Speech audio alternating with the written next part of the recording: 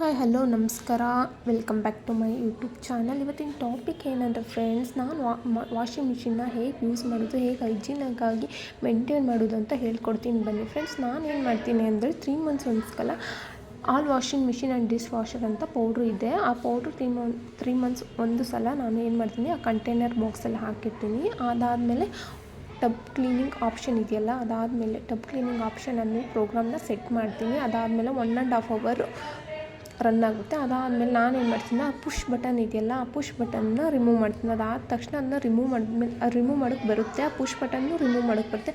ಅದೆಲ್ಲ ರಿಮೂವ್ ಆದಮೇಲೆ ನೀಟಾಗಿ ಕ್ಲೀನ್ ಮಾಡ್ತೀನಿ ಬ್ರಷ್ ತೊಗೊಂಡು. ಅದಾದಮೇಲೆ ಕಂಟೈನರ್ ಬಾಕ್ಸ್ ಇದೆಯಲ್ಲ, ಅದ್ರ ಒಳಗಡೆ ನೀವು ಟಿಶ್ಯೂ ಪೇಪರ್ ತೊಗೊಂಡು ನೀಟಾಗಿ ಎಲ್ಲ ಒರೆಸಿ, ಮೆತ್ತಗನೆ ಬಟ್ಟೆ ತೊಗೊಂಡು ನೀಟಾಗೆಲ್ಲ ಒರೆಸ್ಬೋದು.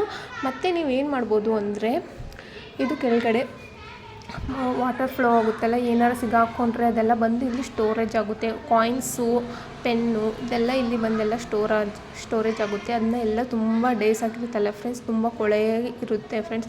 ಅದಕ್ಕೆ ನಾನೇನು ಮಾಡ್ತೀನಿ ಅಂದರೆ, ಇದನ್ನ ಆ್ಯಂಟಿ ಕ್ಲಾಕ್ ವೈಸ್ ಟರ್ನ್ ಮಾಡಿ ರಿಮೂವ್ ಮಾಡ್ತೀನಿ. ವಾಟರೆಲ್ಲ ಫ್ಲೋ ಆಗುತ್ತೆ. ಫ್ಲೋ ಆದಮೇಲೆ ಎಲ್ಲನೂ ಬ್ರಷ್ ತೊಗೊಂಡು ನೀಟಾಗೆಲ್ಲ ಒರೆಸಿ, ಉಜ್ಜಿ ಬಟ್ಟೆ ತೊಗೊಂಡೆಲ್ಲ ಒರೆಸಿದ್ದೀನಿ ಫ್ರೆಂಡ್ಸ್. ಇಲ್ಲ ಅದಾದಮೇಲೆ ನಾನು ಎಲ್ಲ ನೀಟಾಗೆಲ್ಲ ತೊಳೆದು ಎಲ್ಲ ಮೆತ್ತನೆ ಬಟ್ಟೆ ತೊಗೊಂಡು ಒರೆಸಿ ಗಾಳಿಗೆ ಇಡ್ತಾಯಿದ್ದೀನಿ.